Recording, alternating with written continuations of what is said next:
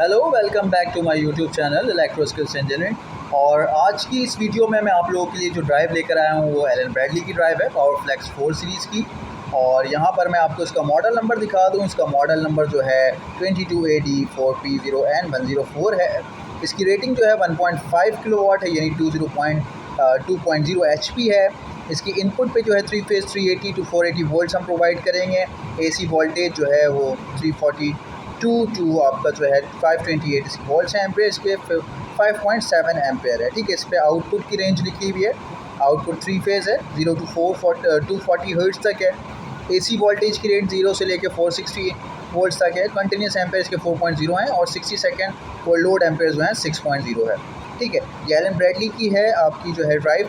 यहाँ पर मैं इसके सबसे पहले पावर को बताऊँगा किस तरह से आप इसको, मैं इसको खोल लेता हूँ। यहाँ पर सबसे पहले यहाँ पर इसको ओपन करते हैं, इसके टर्मिनल को। और जैसे मैं हमेशा आप लोगों को बताता रहता हूँ, वैसे सबसे पहले पावर के बारे में बताऊँगा यहाँ पर आप लोगों को। देखिए, यहाँ पर आपको मैंने पहले भी बताया है, अगर आपको दिख रहा हो यहाँ पर RST, हम RST को इनकमिंग कहते हैं। इनकमिंग को हम L1, L2, L3 भी कह सकते हैं, यानी जो इनकमिंग 3 फेज़ आएगी हमारे पास, किसी भी जो है ब्रेकर से आ रहा होगा, यहाँ पर हमारे पास इनकमिंग आ रही होगी इसकी, वो हम RST या L1, L2, L3 पे लगा सकते हैं। ठीक है, 3 फेज़ RYB जो आती है। फिर ये आउट गोइंग है, जो यहाँ से ड्राइव की आउट गोइंग से हमारी जो है सप्लाई जाएगी। सप्लाई हमारी मोटर को जाएगी, जिसके टर्मिनल हैं UVW। इसको हम T1, T2 भी, T3 भी कह सकते हैं। ठीक है, तो ये आउट गोइंग किसकी है, ड्राइव की, और इनकमिंग किसकी बनेगी, मोटर की। तो ये हम 3 फेज़ इससे आउटपुट लेंगे। इसके बाद जो है मैं यहाँ पे ब्रेक की वायर आपको दिखा देता हूँ। यहाँ पर देखें, अगर दिख रहा हो आपको, ये BR है, BR प्लस और BR माइनस है यहाँ पर। ठीक है, ये BR प्लस, मैं थोड़ा सा इसको फोकस कर दूँ, ये BR प्लस है and this is BR minus. यहाँ पे आप ब्रेक की वायर्स लगा सकते हैं जो भी है।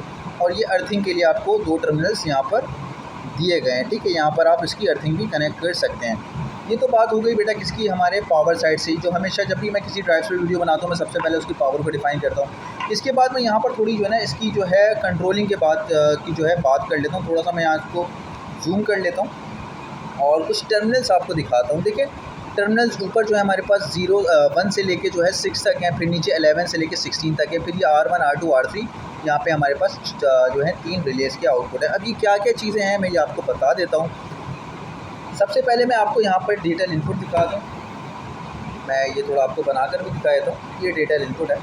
अब देखिए, डिजिटल इनपुट में क्या होगा, सबसे पहले हमारे पास हम इस 11 नंबर को शॉर्ट करेंगे, किसके साथ, 1 नंबर के साथ, क्योंकि कॉमन है। 11 नंबर पे क्या है, हमारे पास 24 वोल्ट्स हमें मिल रहे हैं। जब आप ड्राइव को L1, L2, L3 प्रोवाइड करेंगे तो क्या होगा, 3 फेज़ इसको सप्लाई मिल जाएगी, पावर अप ड्राइव हो जाएगी आपकी। उसके बाद ये 24 वोल्ट निकालेगी और इस 24 वोल्ट को हम कॉमन करा देंगे 1 पॉइंट के साथ। ठीक है, अब क्या होगा, जब 1 पॉइंट पे हमारे पास 24 वोल्ट आएंगे, ये डिजिटल इनपुट्स हैं। ठीक है, मैंने यहाँ पे इसको बना रखा है इस तरीके से ताकि आपको आसानी से समझ आ जाए। पहला जो है हमारे पास ये स्टॉप का बटन होगा, यानी जब ये प्रेस होगा तो हमारे पास ड्राइव चल रही होगी। जैसे हम इसको प्रेस करेंगे तो ये NC है, तो ये NO बन जाएगा, आपकी ड्राइव रुक जाएगी। दूसरा जो है हमारे पास, मैं यहाँ पे थोड़ा सा इसको और जूम इन कर लूँ ताकि आपको सही से समझ आए।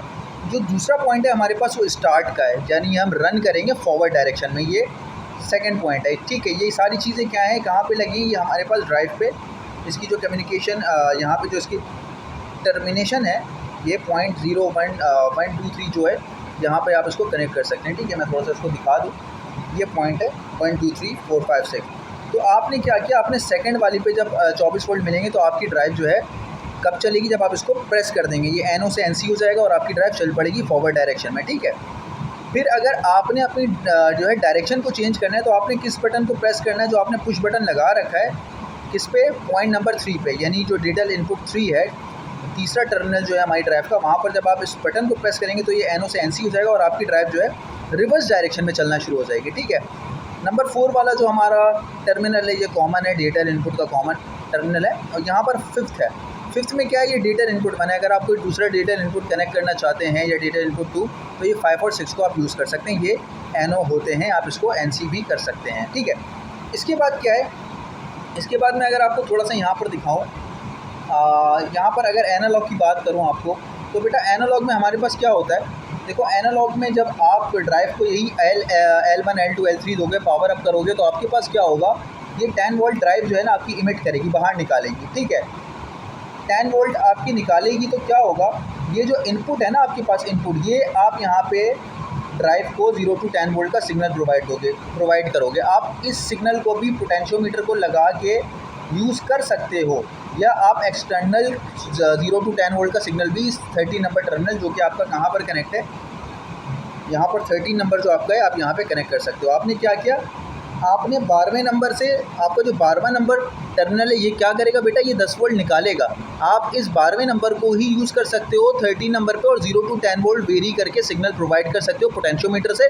या तो आप जो है 10 वोल्ट जो 12वां टर्मिनल निकाल रहे हैं आप उसको यूज़ ना करो, आप एक्सटर्नल कहीं से 0 to 10 वोल्ट वेरिएबल सिग्नल ला के इस 13 पॉइंट पे लगा दो। 13 पॉइंट क्या है बेटा आपका, 13 पॉइंट 0 to 10 वोल्ट का सिग्नल है इनपुट, यानी यहाँ पे 0 से लेके 10 वोल्ट का सिग्नल आएगा।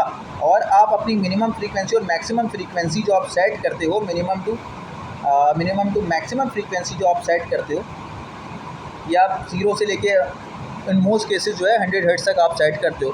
तो जब आपके पास 0 वोल्ट जाएंगे बेटा तो क्या होगा, आपके पास 0 फ्रीक्वेंसी होगी। जब आपके पास पूरे 10 वोल्ट जाएंगे तो 100 फ्रीक्वेंसी होगी। लेकिन अगर आपने इस पैरामीटर में मैक्सिमम फ्रीक्वेंसी वाले पैरामीटर में आपने 100 के बजाय 60 सेट किया है, तो जब आपके पूरे 10 वोल्ट जाएंगे तो आपकी फ्रीक्वेंसी मैक्सिमम कितनी होगी, 60 हर्ट्ज होगी। आप ये 240 तक सेट कर सकते हो मैक्सिमम इस केस में, ठीक है। ये आपको बता दिया है मैंने। इसके बाद क्या है बेटा, ये एनालॉग कॉमन है, यानी कि आपके पास जो 0 to 10 वोल्ट का सिग्नल आ रहा है उसका जाहिर सी बात है ग्राउंड भी होगा, तो उस ग्राउंड को आपने यहाँ पे कॉमन करना है अपने इस एनालॉग इनपुट के साथ। ये 0 to 10 वोल्ट वाला एनालॉग इनपुट है, इसको अक्सर इंडस्ट्री में हम AVI भी कह रहे होते हैं, एनालॉग वोल्टेज इनपुट। इसी तरीके से ACI भी होता है, एनालॉग करंट इनपुट। वो कहाँ है, वो यहाँ है, ठीक है।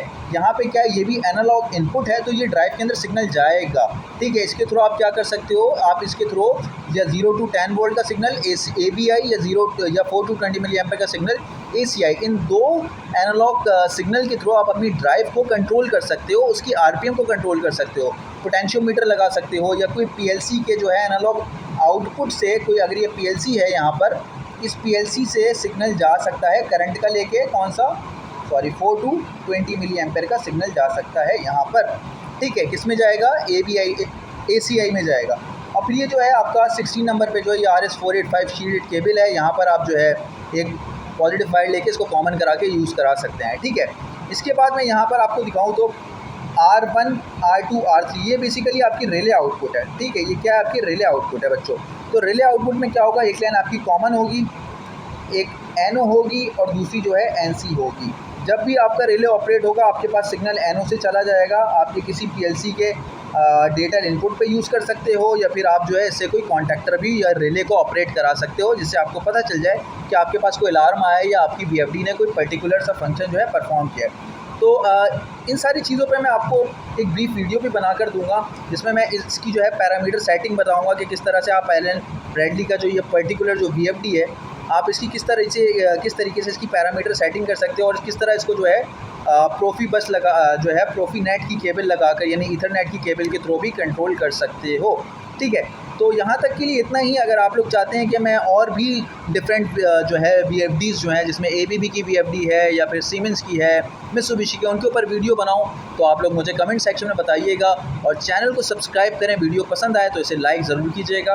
आप लोग मेरे चैनल को जो है सब्सक्राइब करेंगे तो आप लोगों को फ़ायदा ये होगा कि जो मेरी आने वाली वीडियो होगी उससे आप लोग जुड़े रहेंगे, ठीक है।